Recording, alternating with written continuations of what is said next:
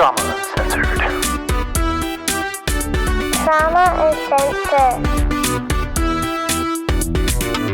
Uncensored. Trauma Uncensored.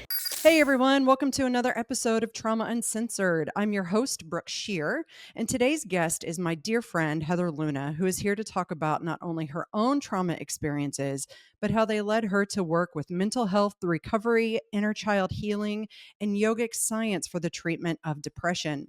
If this is your first time listening, welcome. We're so glad you're here and sharing this space with us.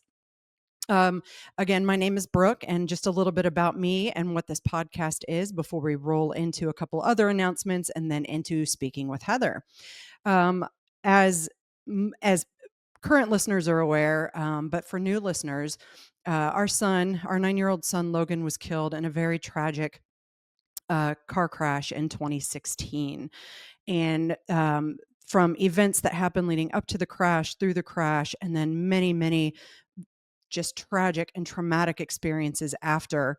I've been through a very long journey that has ultimately led to healing, has led to discoveries, has led to enlightenment. And it's through this that I have spearheaded this podcast. In my experience, people everywhere want to talk about their experiences, but they don't feel like they're heard. They don't feel like they have a safe space. And they're afraid to tell their stories. So by doing this and now bringing in guests, it is my hope that people are finding the want, if you will, or the need to actually share their story, to, tell people to feel safe in sharing what their experiences are. And it doesn't only help them, help to heal them. It also helps to heal others who are listening. So I do encourage you, if you haven't listened before, to go back to episode 1 titled The Crash, and start from there. And you'll hear me speak through a lot of my story. And then we transition into welcoming people like Heather, like Melanie before, like Michelle and others. And we will be continuing to do that. And I definitely hope you're finding value in all of this. Please keep the feedback coming. We'd love for you to follow us. We're on Apple, we're on Spotify, we're on YouTube. Please leave reviews. It helps others to know that this is a safe place for them to come and heal out loud. So a couple disclaimers. We do talk about grief. We talk about loss, trauma, mental health challenges, survival. So if you're sensitive to any of this information, please keep that in mind as you move through and listen to these episodes. And note, I am not a therapist, but I do believe that the gracious journey I've been on, I'm very grateful for what I've been through, for the even dark and hard experiences I've been through, because it's led me here to today. I've learned a lot of tools. I've learned a lot of methods. I've learned a lot of vocabulary to help others in their own journeys. So just another disclaimer, I am not a therapist, but I do believe I am the poster child for experience in the trauma realm. So another quick announcement. If you do want to be a guest, we have people coming in left and right wanting to share their stories. I'd be honored if you would also like to share your story. You can email us at hello@traumauncensored.com. And you can also find a link to the request form in the show notes below. Also in the show notes will be any additional links that I may have to share. Heather, throughout this episode, is going to have a lot of really good information, and she can share links as well. All of that will be found in the show notes. So without further ado, I would like to welcome Heather. A little bit about Heather. Heather is an international yoga therapist and inner child healing specialist who helps people cultivate emotional resilience, deepen self-trust, and reconnect with their natural capacity for joy and wholeness. After personally overcoming decades of depression and transforming long-standing relationship patterns, she now supports clients in shifting the subtle imprints of early conditioning into empowerment, life-affirming choices. And excuse me, Tennessee allergies. I'm sorry, Heather. I had to pause for a second in your bio so I could clear my throat, which is a common thing in this podcast, unfortunately. Um, to further, Heather is a certified yoga therapist with advanced training in Kundalini yoga, psychology, and trauma informed practices. Heather integrates yogic science with psychodynamic principles to create accessible, transformative mind body tools. Her specialty lies in helping individuals resolve unconscious patterns like chronic self doubt, overfunctioning, or emotional suppression that stem from unmet needs and shape how we show up in the world. Her teachings have reached thousands through international retreats, residency at wellness resorts, and global events, including Savannah Wellness Resort and Spa, Wonderlust, Golden Bridge Yoga, Lululemon, and Summit Series. Known for her grounded and compassionate presence, Heather helps people reconnect with their inner child, cultivate emotional coherence, and move toward a more aligned, liberated, and empowered life. Breathe. That was a very nice intro bio, might I say. And again, I apologize for the coughing. But I can attest to a lot of what is in that bio for Heather. I've had the privilege of meeting Heather and working with her both in a group setting and individually. And when I say that Heather has brought a new level of healing to my life, that would actually be an understatement. In fact, I'm currently working with Heather. And when I was out in Arizona, I got to have lunch with Heather, and that was amazing. And for those of you who are interested in the Trauma Uncensored retreat happening next year, Heather and I are now working together and reshifting it just a little bit to do something that's more intimate and more personal. And I cannot wait to share all of the details. In fact, Heather, I owe you a message about that as well. So don't let me forget. And in any case, if anybody is interested in that, or if it speaks to your interest, stay tuned. I will be releasing information. We will be releasing dates. Heather will be joining us during that retreat. So I'm super excited about that, along with many other healers and teachers. And so please stay tuned. So without further ado, Heather, how are you?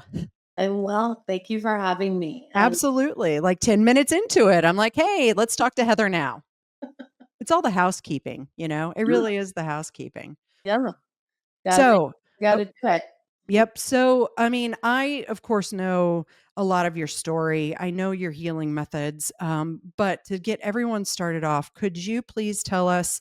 I mean, start where you want to. That's the best I can encourage you to do is just start where you want to, whether it be, through your childhood and your adulthood traumatic experiences that let you into the healing, or a brief background on what you do, and then talk about what led you to doing that. The stage is yours.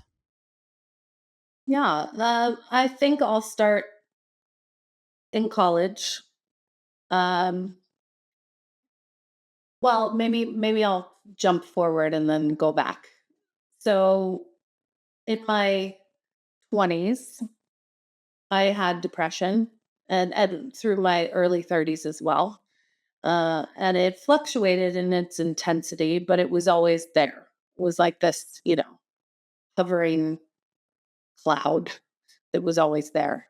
And I had a really, by all intents and purposes, I had a really cool life. I worked in the music industry for different record labels. I was at the forefront of the advent of digital music, and I had very successful career as an young adult. And I worked with some very incredible artists that were inspiring.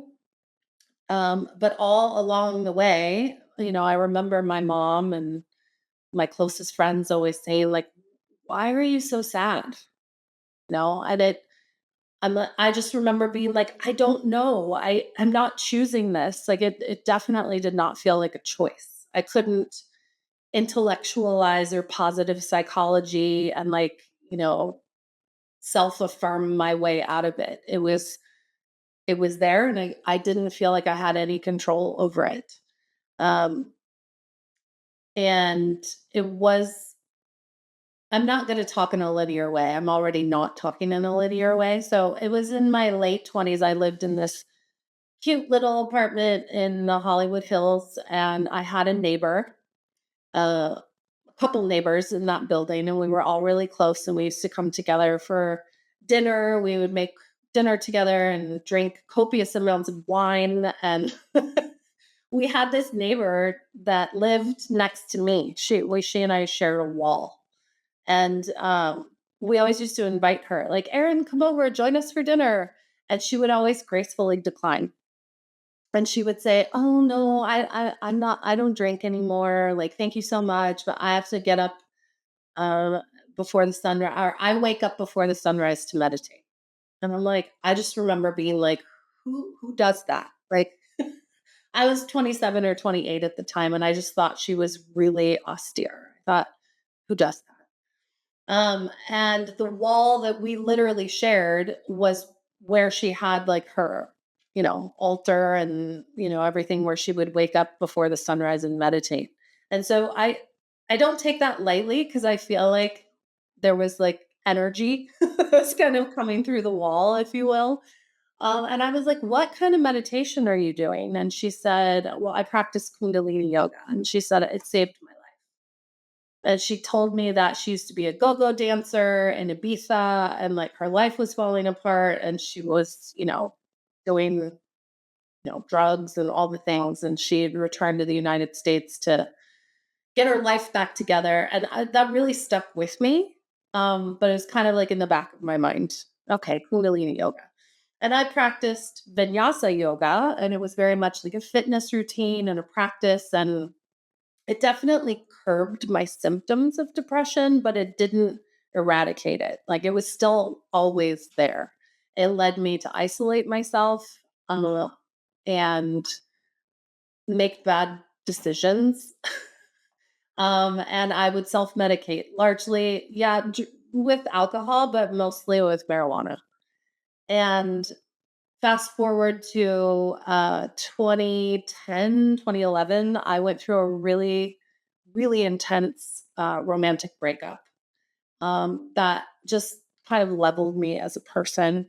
I remember feeling like so alone, and feeling like nobody else in the world. Like, I had literally convinced myself that nobody else in the world had ever had that kind of deep connection with somebody. And this, like, it was so unique. And then that, of course, no one then had any idea what it felt like to then lose it. Um, and I felt like a shell of a person. I felt like somebody had like torn my left arm off, and that I was missing a limb. So that was my rock bottom. That was my rock bottom. And um, I was back in LA and working in the music business again. And I had a yoga teacher who was also a therapist. And his name was Clay Kyle. And he had just been trained in somatic therapy, and I didn't know what that was. And so I did some sessions with him, and I remember him encouraging me in these sessions to like get angry, get angry at what this person has done to you, like let it out. And I couldn't get angry. He would encourage me through all of these practices. And instead of getting angry, I would just cry and sob. And I still didn't feel better. And I remembered Erin telling me about Kundalini yoga. And all I knew was that they meditated. I didn't know what the difference between Kundalini yoga versus Hatha versus Vinyasa versus, like, I didn't know. All I knew was that they meditated, and nobody was teaching me how to meditate. And I thought, well, I have a degree in psychology, like a bachelor's out of science in psychology. So I knew enough about psychology, and I had always um, been hesitant to go on antidepressants. But I kind of got to this point where I was like, it's time to either go see a psychiatrist or do something else, something radical. Uh, and I thought, all right, I'm going to give this one last ditch effort to this Kundalini yoga stuff. My problem is my mind. And so maybe if I meditate, that'll do something. So I kind of blindly left the yoga studio where I was practicing and I went over to the studio where Erin practiced. And it was a famous, well known Kundalini yoga studio in Los Angeles. It's no longer in COVID or before COVID, it closed. It was called Golden Bridge Yoga. And I went over there and I just signed up for a unlimited membership and I just transferred my practice over there and I started practicing Kundalini yoga. And it was bizarre. It was unlike anything I had ever done. And yes, I was meditating and I was breathing, guided pranayama meditations. And I felt noticeably better within just a couple weeks. And I'm like, I don't understand this yoga. It's strange. It's foreign and unfamiliar, but I kept going because I did feel noticeably better. And about 9 months into it, I decided to do the teacher training. A lot of people do Kundalini yoga teacher training, not so much to become an instructor of the yoga, though you do get a certification when you do the level 1 training, but a lot of people, because it's such an esoteric yoga, a lot of people do it just to understand it better. I did have the intention to teach. And so I did the teacher training, and mine was set up for working professionals. Otherwise, I wouldn't have been able to do it. So it was one intense weekend a month from Friday evening for a couple hours, all day Saturday, and then most of Sunday. Once a month for 8 months. And it was maybe the second or third weekend that we were given prescribed, I will say, because Kundalini yoga can be a very therapeutic yoga and very personalized.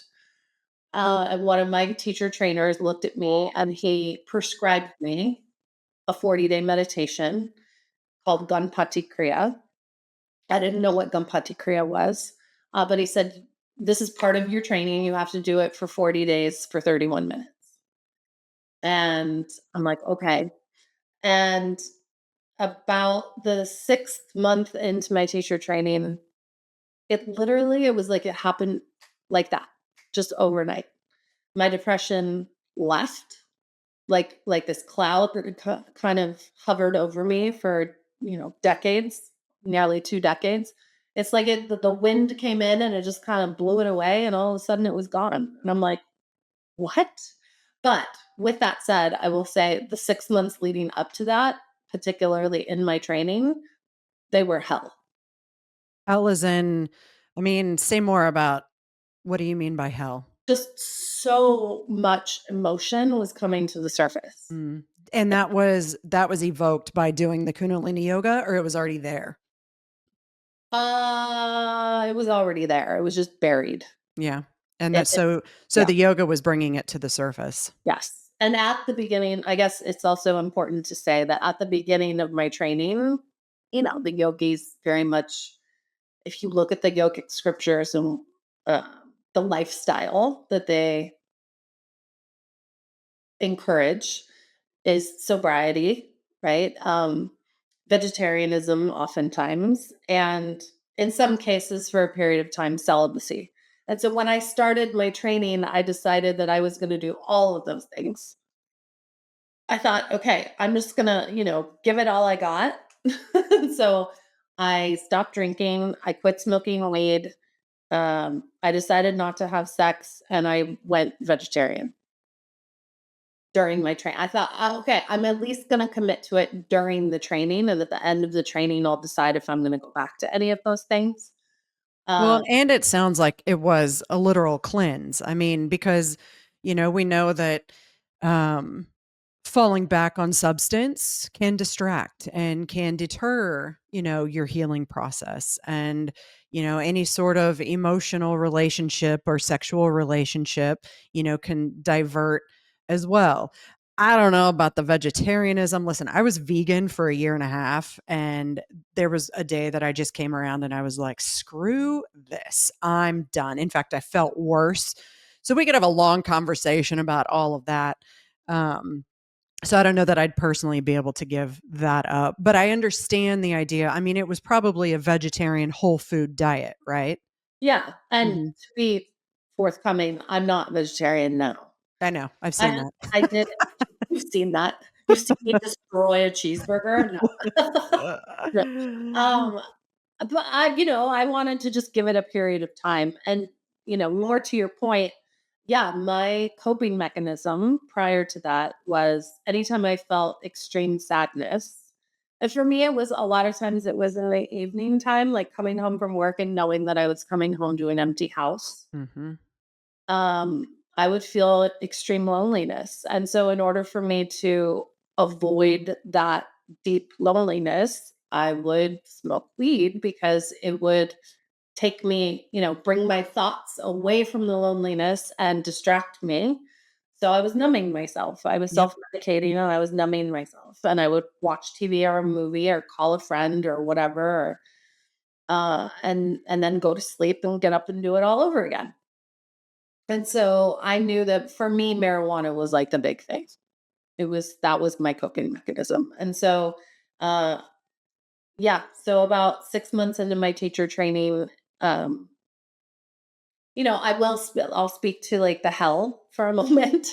There was, Kundalini yoga, if you practice it long enough, and consistently enough, it will completely change your brain chemistry and reset your endocrine system, which is your hormonal system. Does it create new neural pathways as well? Is that what you mean by changing your brain? Absolutely. Creating new neural pathways? Yes. Yes. So you can think of those. I mean, anything we do habitually creates like grooves, Mhm. patterns in our neurons. And so, yeah, especially the types of meditations that get taught in a teacher training, you're doing what they call rebirthing kriyas. And these are like long, sometimes 2.5 hour long guided meditations. You're not doing necessarily the same thing for 2.5 hours, but you might be doing a certain breathing pattern for maybe a half an hour, and the teacher will guide you to switch and hold a mudra or chant a mantra, and all of that is having this like alchemical shift and change in your brain chemistry, in your hormonal system, and then also in, yes, creating new neural pathways. And Be- I would like to actually interject just for the people listening who have maybe heard of but aren't familiar with what it really means to create new neural pathways. And I'll break it down into basically what I was taught while I was in my OCD program. Think of it as, your brain is a ski slope. I mean, you can use that, or, you have had this job for years and years, and, on the ski slope, you go down the same slope over and over and over again. And when you're driving to work, you're taking the same route over and over again. But what happens if there's an avalanche over that ski slope, or there's construction, right? While you're driving to work and you have to find a new path.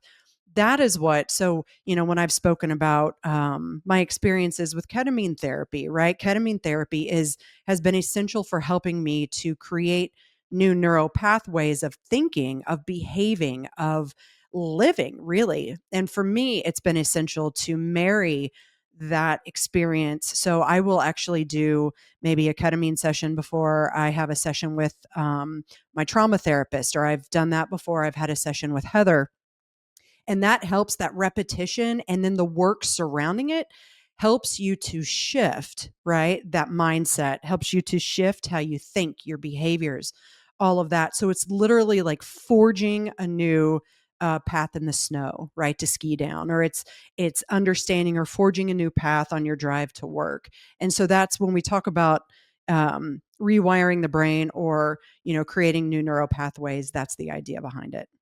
right. And so, yeah, for decades, they thought that the brain was kind of fixed in these patterns. But Hmm. over the last 40 years or so, medical science has proven neuroplasticity, Yep. meaning that the brain is malleable. And in Kundalini yoga, the nervous system is malleable. Um, and so our technique a lot of times in meditation is, yeah, you sit there and you'll have the experience of a wide range of emotions and even physical experiences of being agitated, bored, all of the things, because your brain doesn't understand what you're doing, and the brain likes repetition. Mhm. Yep. It likes familiarity. So as soon as you start breathing in a way that you've never breathed before, in a pattern where you're playing with breathing through your nose versus your mouth, or a combination of them, or sometimes we even like break up the inhale into segments, like little separate sniffs, and all of those techniques have a different uh, uh, outcome for the nervous system.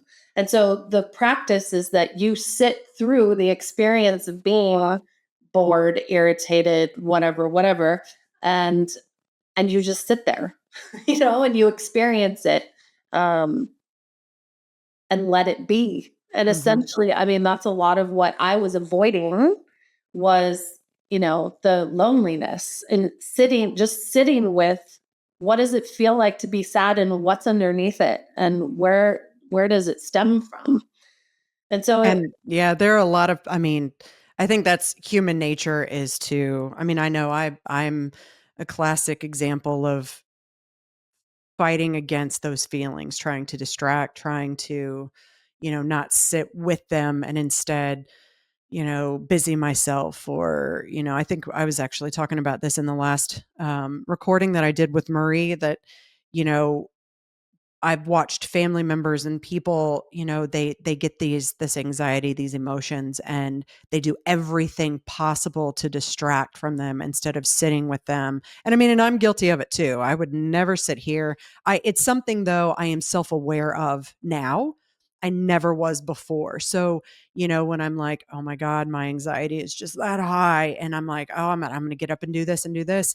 I allow myself to sit with it for a while before I get up. Like I sit and I breathe and I, will try and process what might be underneath it. It doesn't mean I sit there and all day and I just sit with the anxiety. I will get up and go do something. And in that moment, I can at least take with me maybe what I've, come to recognize or what I think might be behind it and still process it while I'm doing some different activity. Well, what I'll say to that is that the more that we can get curious about Yes. what that is, and like, the body doesn't lie, and our body is talking to us, communicating with us, sending us sensations and signals all the time.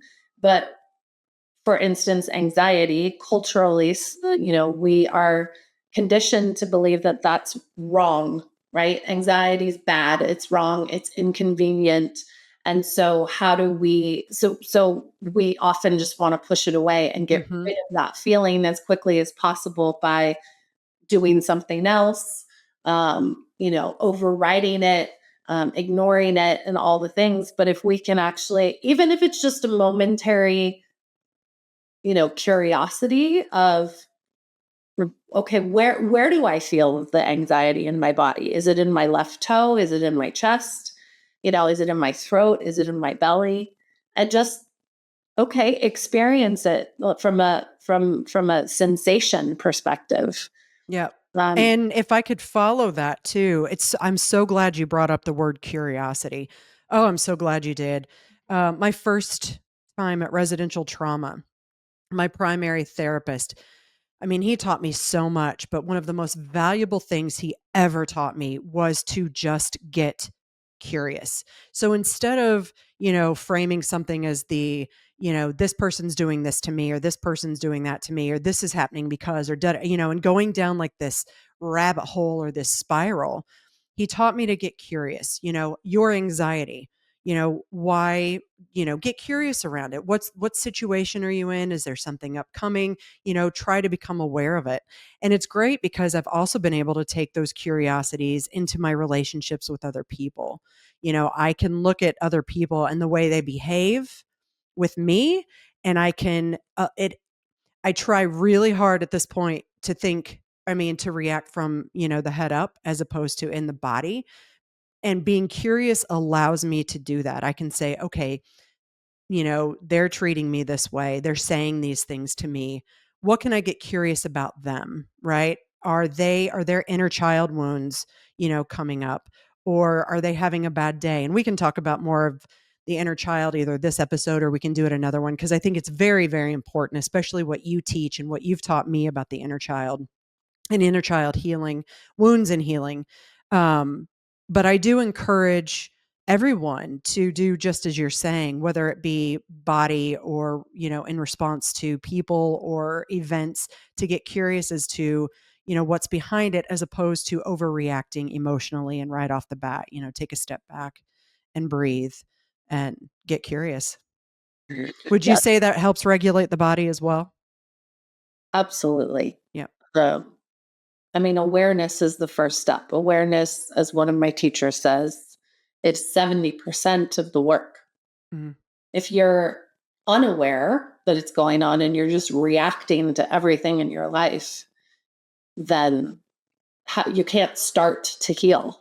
Right. But if you have the awareness of, okay, I just snapped at my kid, or I just cut somebody off in traffic unnecessarily, or like, get curious about what the trigger or what, and Or the trauma. I would go so far as to say, with the curiosity, what is your role in whatever you're feeling? Because Mhm. nobody else can make you feel anything. Yes, Everything absolutely. everything we feel is on us, right? And curiosity in the what could be inside or underlying for you that is causing that reaction. I know you and I have talked about that a great deal. It's something that I've heard, but we've worked on that. You and I have worked on that, or you've worked with me on that. And that is something, I mean, it's not an overnight change, but I'm aware of it, right? So each time I go into a situation, I respond a little bit better. And I can also reflect on, okay, this happened and it's bringing this up inside of me, and I'm so pissed off at that person because they said this and this and this. And then I can take a step back and go, wait a minute, but what is that bringing up in me? What wounds are coming up for me? What traumas are coming up for me? Because I believe that people can have, can be told things or say things that are reactive, right? They're reactive. And how many of us can actually take a pause and go, okay, what is this bringing up for me, instead of just blaming that other person? Exactly. And that's empowerment. Like, Mhm. I'm in the business of empowerment.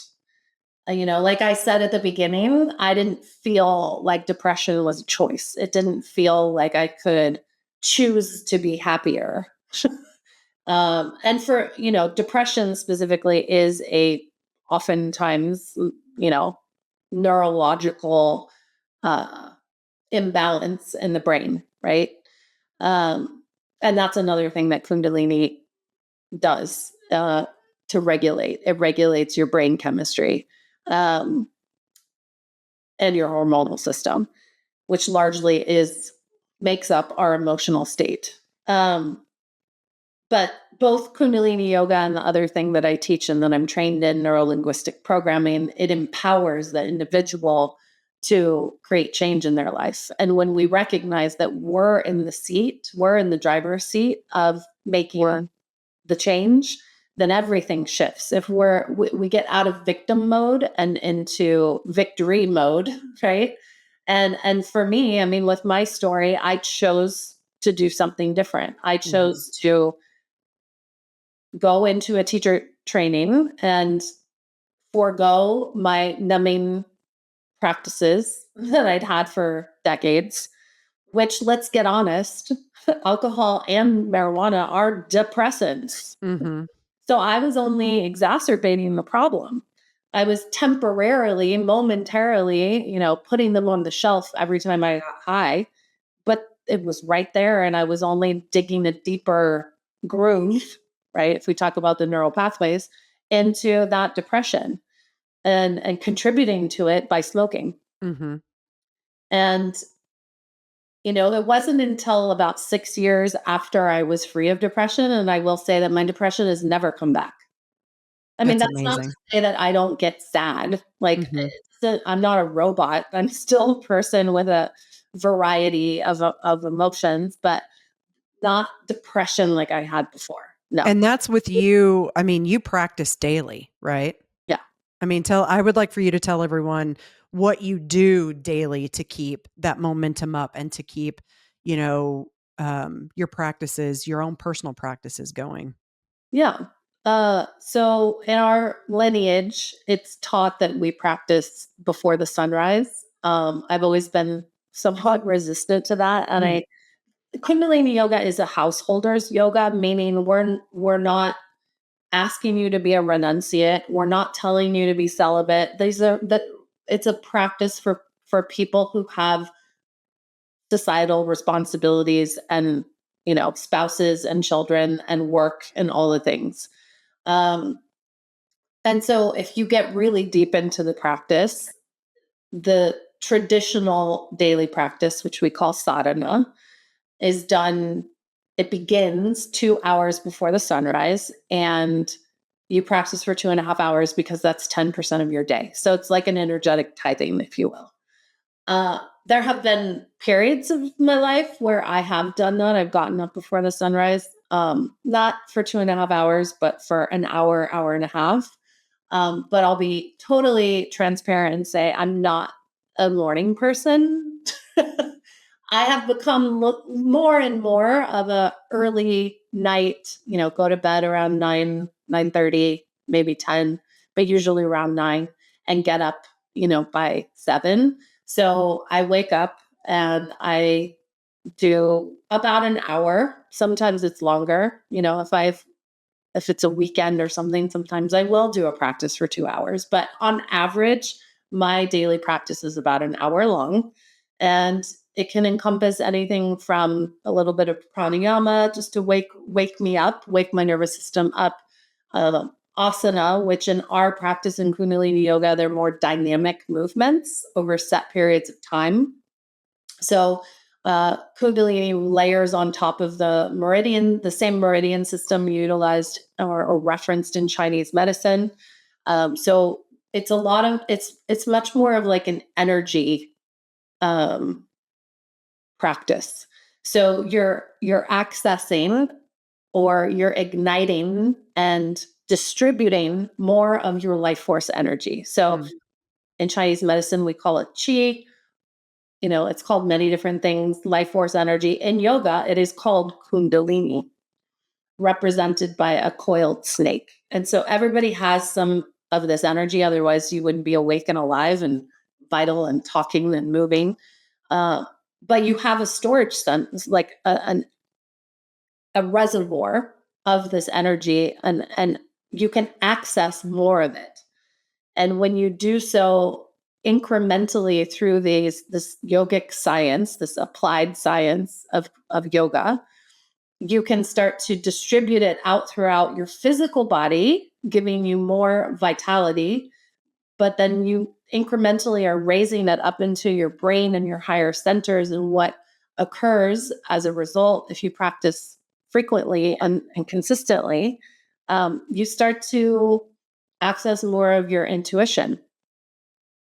You start to become more aware of the subtleties going on around you. And if you really adopt Kundalini yoga as a practice, it will overhaul your life. Yeah, Anything. I'm starting with Heather on Thursday, by the way. Well, we've kind of done a little bit Oh, in the well, why past, don't you and tell them about the shaking? I oh mean, my god, you mean the fact that I couldn't like walk the next day because I was like, I don't need to go see Danielle today because I just spent an hour with Heather doing this Kundalini yoga and I was like shaking my legs for like 10 minutes. And I'm like, I can't keep them. And I mean, Danielle works me pretty hard and I still could not follow through the entire time with the session with Heather doing the yoga. And, um, what was really so I'm actually, Heather mentioned at the beginning, when she was talking about the practice and when she was learning about the, get angry and feel it. And I'm a very quiet, get angry type of person. Like it actually takes a lot for me to yell at someone. You have to push me to my brink for me to lose my shit. You really do. Especially now, because I believe that I regulate enough, but and that goes across, all boards. But when I was in that first session where, she had me shaking legs to get the energy out, which can be considered or is considered somatic therapy, right? Because I wanted to define that. You mentioned that earlier, and I don't know that a lot of people understand the definition of somatic. So maybe here we can kind of define it. So, Heather had me laying on the floor, and I'd lift one leg and I'd shake it as violently as I could for, what is it, about 5 minutes? 3 on each leg. Yeah. Felt like a half hour each leg. But, so, we did both legs, and, then we did the arms and the hands, and just, shaking everything out. And one of the questions I was actually gonna ask you is, if there are gonna be a lot of people who are gonna be like, "You know what? Yoga, this is just a bunch of crap. Yoga can't do this for me.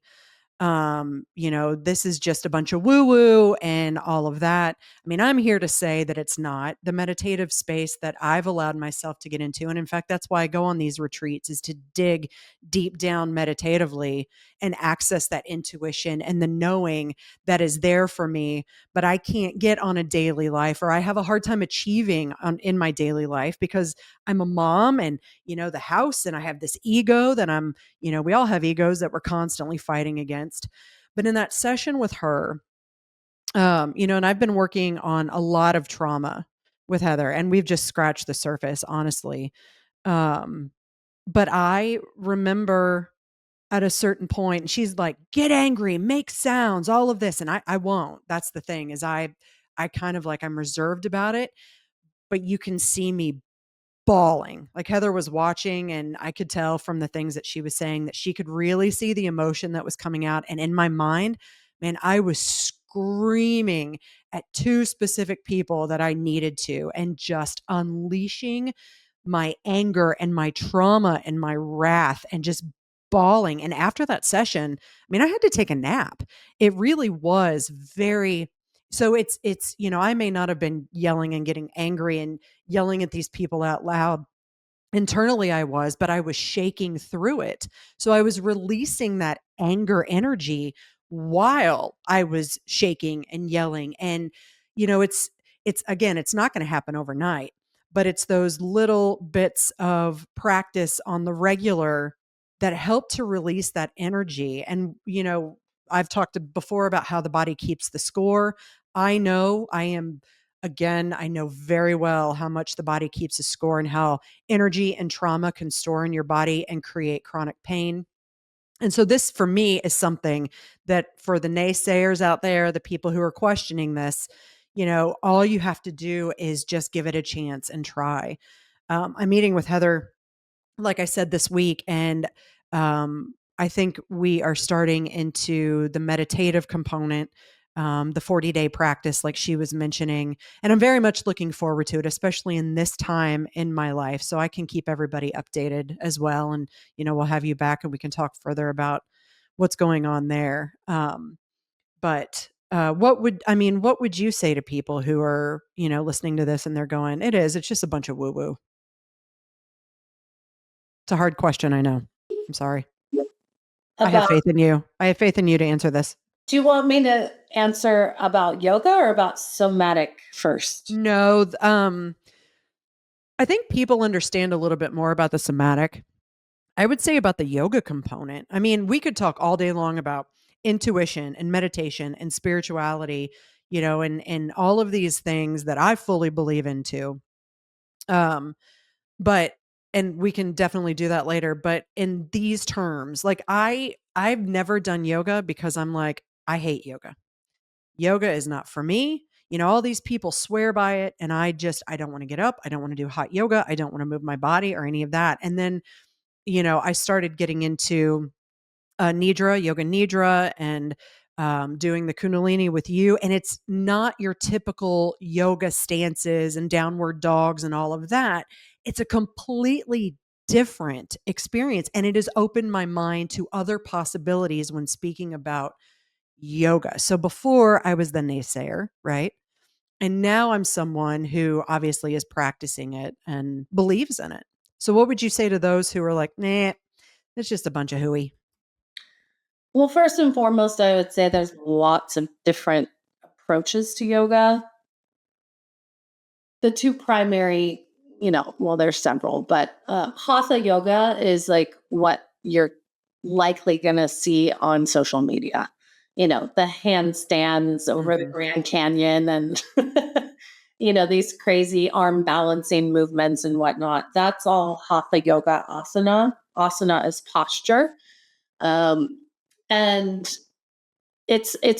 you're not gonna that's not what Kundalini yoga is. It's a different lineage of yoga.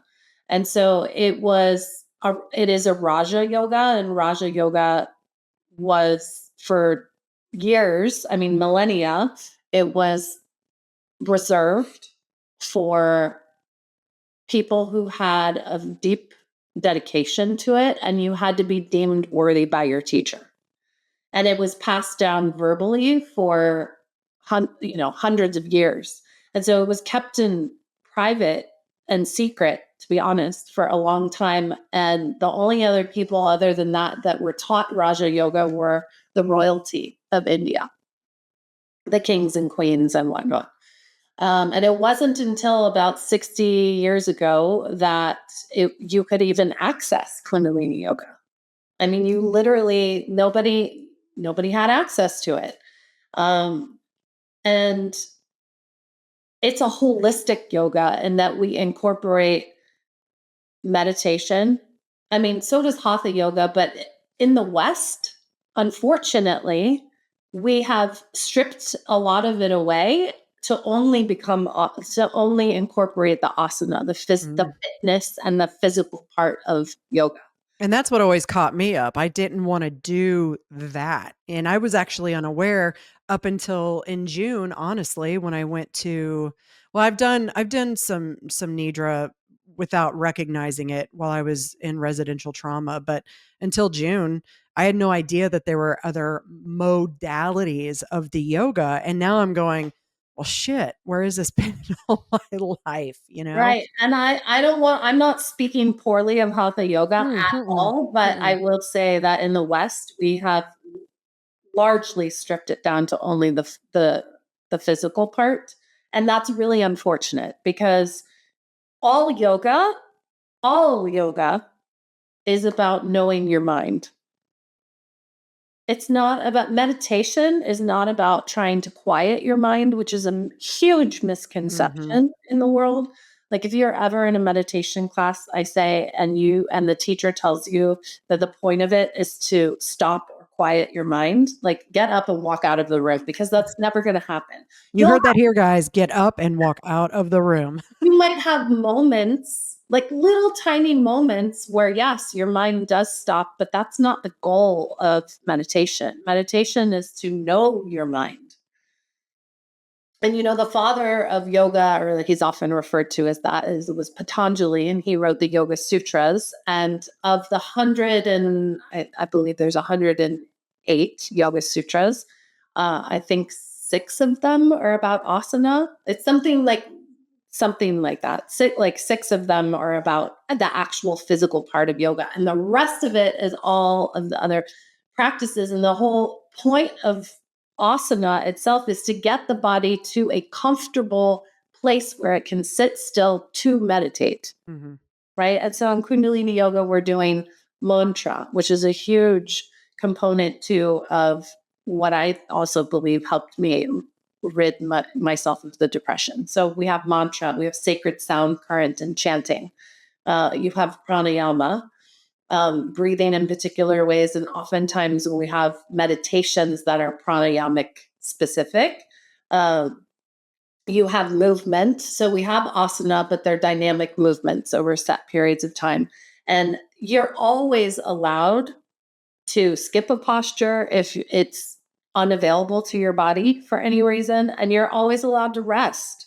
So if you're in a group practice, and the clock is going, you're going to do this particular, the teacher's guiding you to do a particular movement for 3 minutes or 7 minutes or whatever it is. If you ever need to take a rest, you take a rest and the clock keeps going.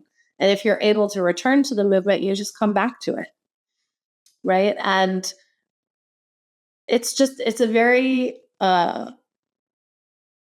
enlightening yoga. I mean, it absolutely, like Erin, she said it saved her life. It gave me my life back. It gave me my life back. And there are specific protocols within Kundalini yoga for depression, anxiety, addiction, cocaine, alcohol, weed, food disorders. There are even protocols for schizophrenia, bipolar. I mean, there are a wide range of specific therapeutic applications. OCD. In it, OCD, Okay, good. it's one of the most robust practices that I have ever come across. And that's pretty great. And I'm hoping that people are listening to this and it might, those who may be kind of like on the fence, maybe that will, open up some opportunity for them to further explore because, I will tell you that the reason that I have been able to heal in the capacity that I have is because I started to tap into, the meditative, the intuition. I try now to follow my gut as opposed to letting the ego drive. Of course, I'm not 100%, able to do that all of the time because I am still human and I can be aware of when, like I have this knowing and then my ego pops in and it's like, oh, and here's the fear and here's the anxiety. And so I can recognize that now and it keeps me grounded. For a very long time, I was always afraid. I mean, because I've talked on this podcast about, having been suicidal thrice, 3 times in my life. And it's because my nervous system, and I didn't recognize it any of those times, my nervous system shut down. It was in overload and it couldn't handle it anymore. And I remember when I started down the darkness in 2023 again, and that was 6 months after we had had the trial. I didn't recognize that my body had shut down again, that it was so overloaded. And I remember thinking to myself, I can't go back to where I was. I can't go back to where I was. I can't do this again. I've done it before.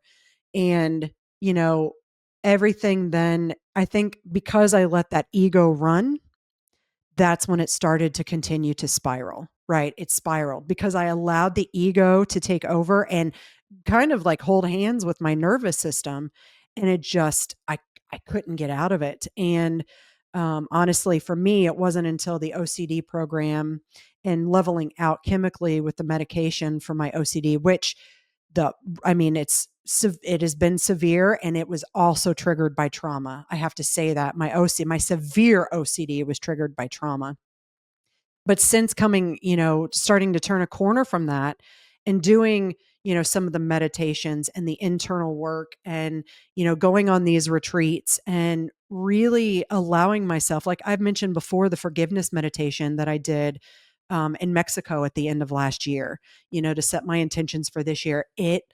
I tapped in and I swear to you, I was the only one who like really tapped in because I was bawling and everybody just kind of like stared at me like, what is wrong with this lady? And I'm like, listen, I'm in it. I'm sitting here. I'm going to make use of it. And when I was at the retreat, at the wellness resort a couple weeks ago, I went into it. I had no intentions. I didn't set any intentions. I went into it and I let go and I allowed myself just to let happen what was going to happen. And I breathed into it and I relaxed and everything that needed to come to me came to me. And what's interesting is that by doing that, right, by letting it come to me, I can see these bigger picture messages or lessons, which I think is what helps keep me grounded in this point. Like, I can go through shit. Like you mentioned before, I can go through darkness and hard times now and sadness and all of that. And I don't, because I have so much of that knowing now, because I know these tools and what can help, I don't fear going back into that abyss. And I think a lot of people who maybe walk that line or are concerned about it or are even struggling could definitely could definitely benefit from, exploring it or even reaching out to you. I know that I know how much you've helped me. And of course, I would never put, any specific person on someone and say, you should do this. And I'm grateful for your resources and I'm grateful for your knowledge personally. And I'm hoping that other people might also, this might pique their interest, and maybe that can be that next step for them too in the healing progress. And again, you're going to be teaching Kundalini yoga and a few other things when we do the retreat next spring. So that'll be very exciting. I'm so excited for that. Yeah, and I think the other important thing in terms of like what I do in my work, and also it's related to my own story, is how our early childhood experiences, Mm-hmm. if left unresolved, can later affect us in our adult life. And so, what happened, what I realized was 6 years after I was free of my depression, I had a friend who was a psychotherapist and marriage and family counselor ask me, "Well, what was happening in your life right before your depression started?" And so, I think that's one of the most profound and enlightening questions you can ask yourself. 1000%. Like, what was going on right before, not at the moment of, but the days, weeks leading up to whenever X began in your life. And if you don't know the answer to it, you can do non-dominant handwriting, and that means you ask the question with the hand you normally write with, and then you put the pen in your opposite hand, your non-dominant hand, and you allow your unconscious mind to respond through your non-dominant hand. And it's fascinating what comes out of that. You have to be a little patient. And yes, it looks like chicken scratch, but it will reveal very interesting things if it's not in your awareness. But for me, the answer to that question was that I was in college and I was a sophomore in college, and I had a very, very tight knit, close relationship, romantic relationship with a guy. And he failed out of school and called me over Christmas. I mean, we were inseparable our fall semester of our sophomore year. I mean, we were together constantly all the time. And he called me actually on my birthday over Christmas break and said, I failed out of school. My dad is super upset with me. He won't continue to pay out of state tuition. I have to go back to school over Christmas break and get all my belongings and come back Mm. home. My dad won't let me continue going to school there. And so it was this abrupt severing of that like romantic, but it was mostly like this masculine love and attention. And I slipped into a deep depression, and that was the start of my depression. Mm. And then I drew the parallel to that's exactly what happened when my parents divorced or Mm. separated when I was 2.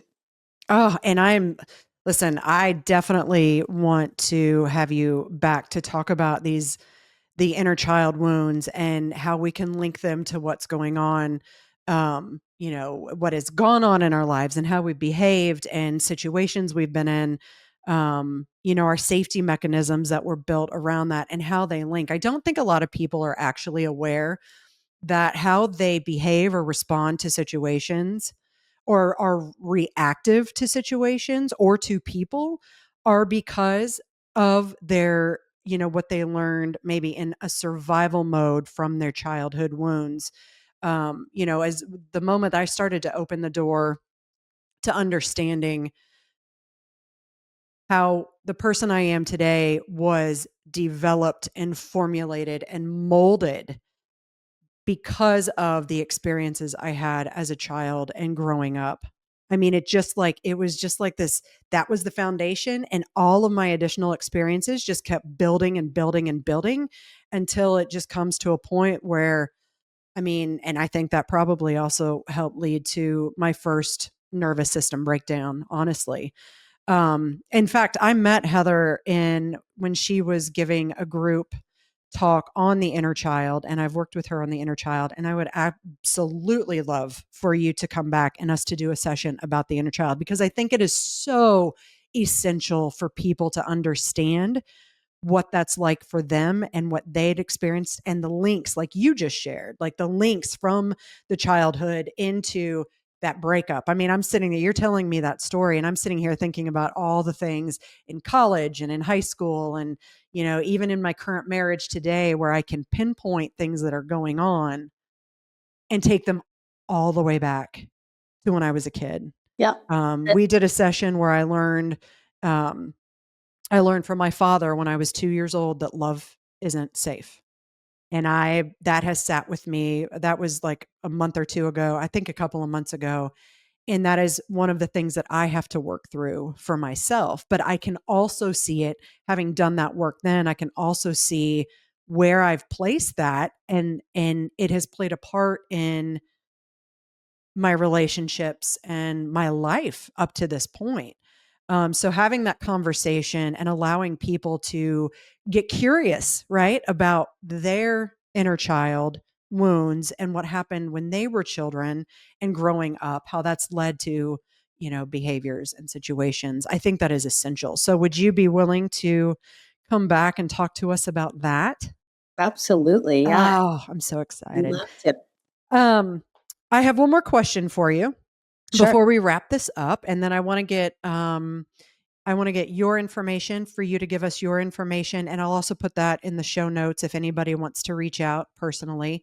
If you were to give listeners one tool to regulate their nervous system, what would it be? I'll give you two that are kind of you get to choose between them. I said one, but okay, we'll go with two. Well, I'm giving you two because one might be more appropriate in a public setting versus the other. And that is to either whistle Mm. or hum. So both of these, when you breathe in, you inhale and then you are either whistling or you're humming. What you're doing is you're elongating your exhalation. Number one, that's a foundational component. And what does that do? By Anytime you extend and make your exhalation longer than your inhalation, you're creating or you're eliciting the parasympathetic rest and digest response of your autonomic nervous system. And you start to, if you do it for, a couple minutes, 2 minutes, 3 minutes, 5 minutes, you can also just inhale and count your breath and exhale and make your exhale twice as long or as close to twice as long as you can.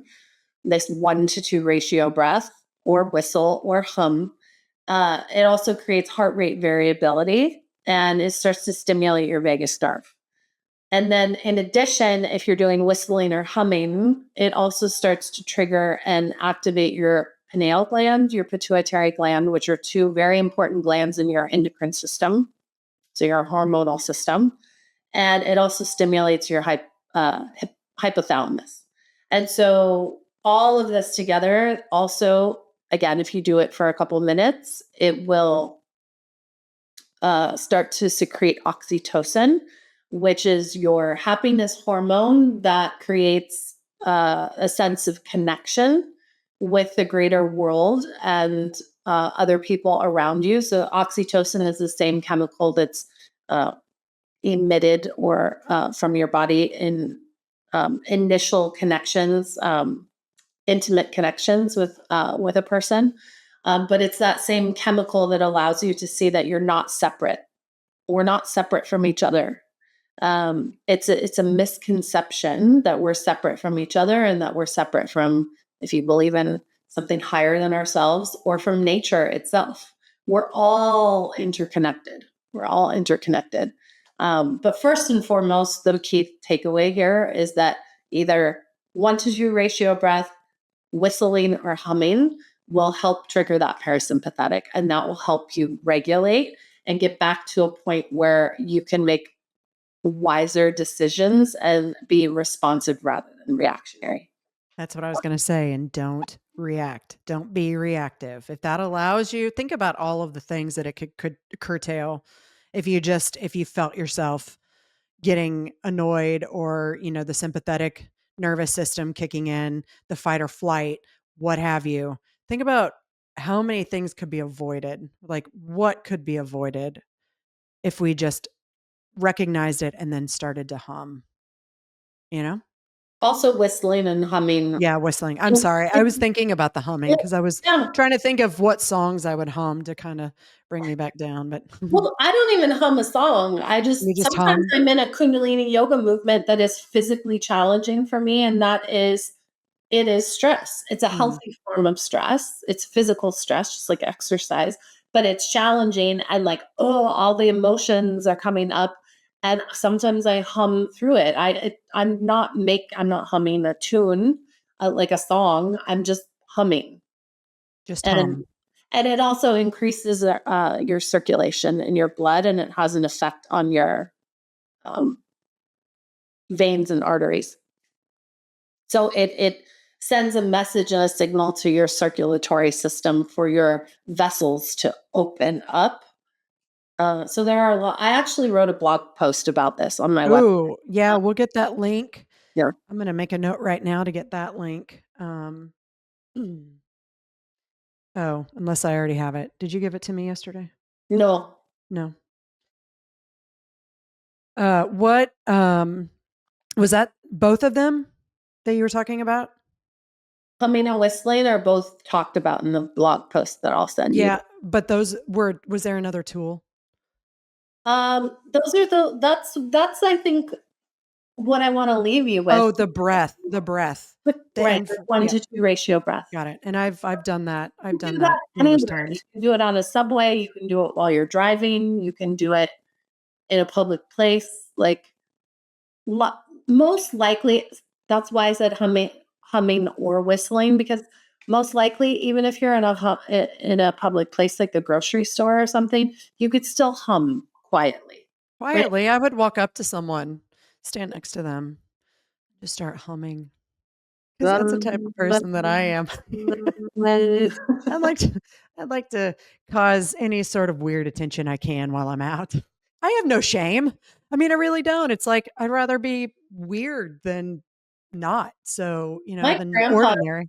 my grandpa used to hum when we would go on road trips and, go camping, and when it was just me and my grandparents, and my grandpa would hum while he was driving. I remember that I may distinct. have to try that whenever I'm in Nashville traffic, when I have to be, like I will be today. I'm not looking forward to that, but I'm just going to hum to keep Try it going. and Yeah, text me and let me know how it goes. I will do that. All right. So if people wanted to reach out for you for more information or to maybe work with you, where can they find you? Yeah, so my website is theheatherluna.com, and my handle on social media on Facebook and Instagram is Swan Love Holistics, which is kind of the cohort or the collective that I work under. And so you can find me there and at any of those places if you're just curious about exploring whether or not the type of work that I do with people it would be right for you. You can book a complimentary discovery call where we just hop on the phone for 20, 30 minutes and you tell me a little bit about what's going on, and then I get to share a little bit about how I work with people, and then together we determine if it's the right fit. Perfect.